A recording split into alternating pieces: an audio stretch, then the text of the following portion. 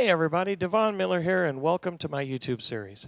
I had such a great response a couple of years ago when I did my guitar build on Facebook that I wanted to do something like that again. And over the years, I've had a lot of questions about the type of equipment that I use, and how are you getting that awesome guitar sound? And so I thought, why not just do a whole YouTube series on my guitar rig? I can talk about the types of guitars that I use and the equipment and why I use it and how I get the sounds that I get. For you musicians out there, I hope you find this informative as well as entertaining. And for you non-musicians that are watching, I hope you find this entertaining at least, and hopefully you'll come away with a little bit more of an understanding of how much time and effort we musicians put into crafting our sound. Are you not entertained? Are you not entertained? Before we get into the rig, let me just say a few words about what I don't use. There's a lot of guitar players out there that will typically use some sort of guitar amp and some pedals, effects pedals on the floor. And while those systems are great, and there's been some times where I wish that I had a system like that, just for the ease of it. I find those kinds of systems limiting in the number of sounds that you can get. I have played in cover bands my whole life, and on any given night I could be asked to go from Tear in My Beer Country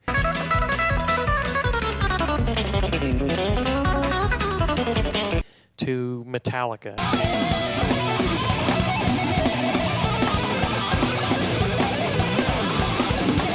And everything in between. And one amp and some pedals on the floor is not going to give me that kind of versatility. I'm giving her all she's got, Captain. If I push it any harder, the whole thing will blow. The other type of system that I see a lot of guys using is these all-in-one effects boxes on the floor. Digitech and Boss and Line 6 have all made versions of those over the years. And while those types of pedals do give you lots of different amp models and a whole bunch of different effects pedal emulators, the thing that's limiting about those is usually in the processing power. I find that some of them, you can't put certain effects together. You couldn't use a chorus and a flanger together because you only have one modulation block.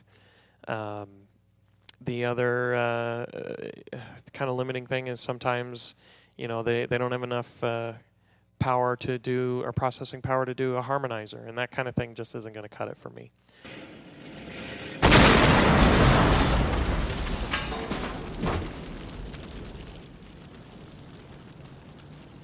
Man's got to know his limitations.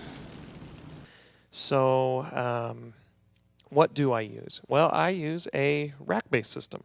Now, these kinds of systems were all the rage back in the 80s and the early 90s, but they've kind of fallen out of favor since then, and I think for two reasons. Number one, it's a big one, is portability. A rack can get very big and very heavy very quickly. And, of course, you need a vehicle big enough to be able to haul it to and from the gig. And the other reason I think that they've kind of fallen out of favor is they don't really lend themselves to making changes on the fly. It takes a lot of time to program them up front. And, you can't just reach down and turn a knob in the middle of a song like you can with a stomp box.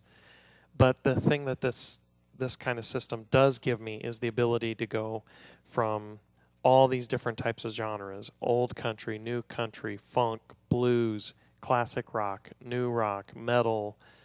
I can pretty much do it all with this guitar rig. So without further ado, let's take a closer look at what I've got. Right, without further ado, it's time to start running! On your marks, get set. Killian, I'll be back. Only in a rerun. Go! All right, so let's take a closer look at this guitar rig, starting, of course, with the guitars. As you can see, most of them are housed in this road case, and when I actually bought this road case, I hadn't yet built this guitar, so at the time it was perfect for me.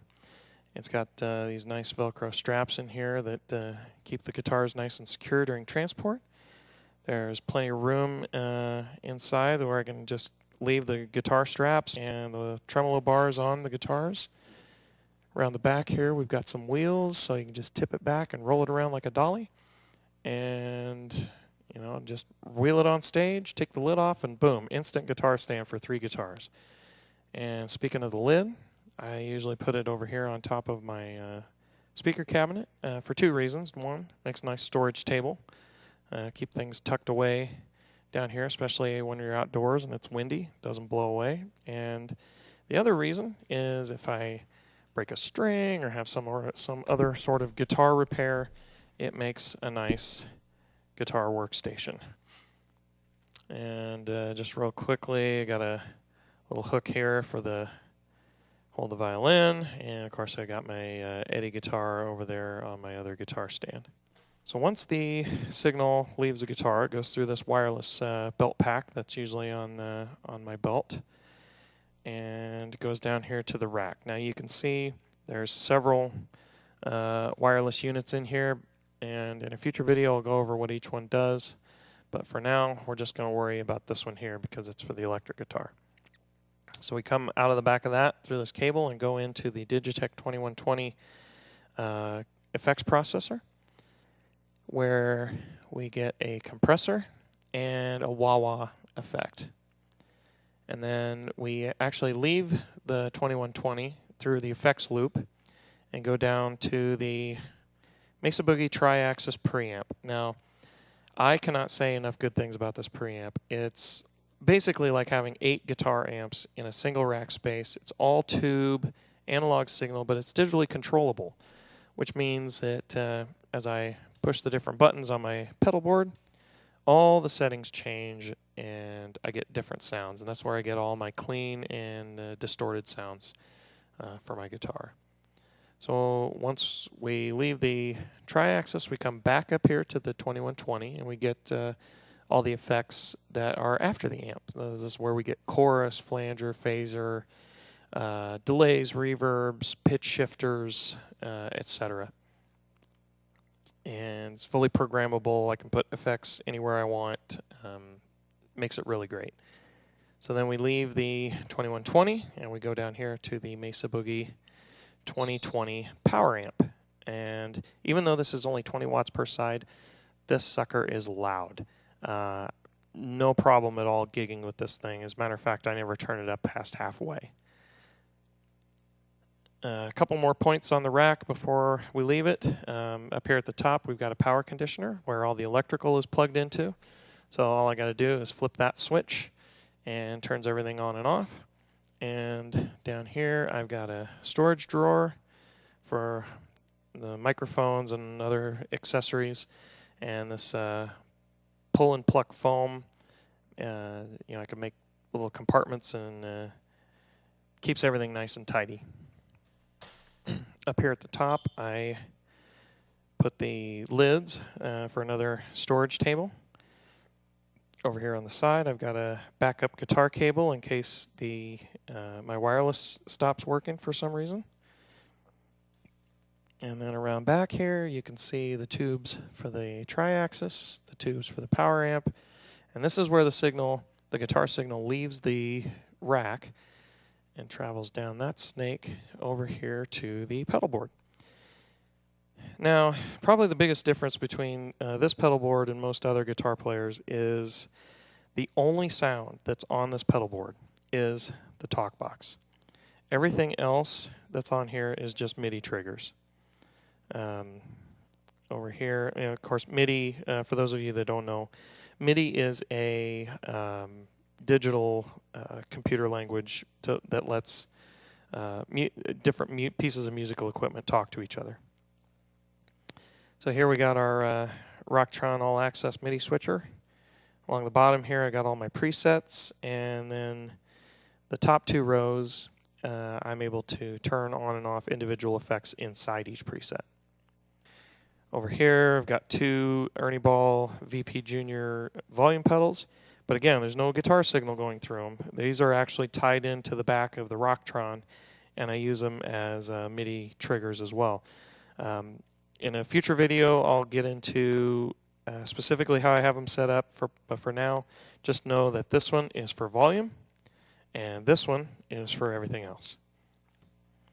And then, of course, we've got the talk box, which allows me to do Joe Walsh and Richie Sambora, Aerosmith, the tube that goes up to the microphone, and, of course, I've got my pick holder for easy access.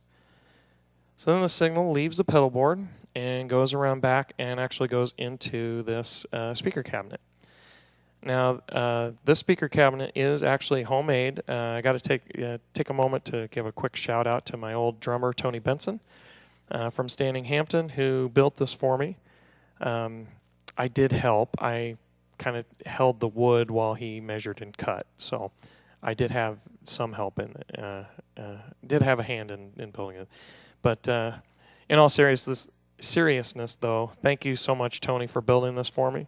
It's been a great speaker cabinet, and of course I've got 2 Sennheiser microphones on there because I run a stereo rig, and those come out the back of the case, and everything else that's in the rack all hooks into this blue snake that then comes out here to the mixer and eventually to the PA speakers, and that's what everybody hears out in the audience.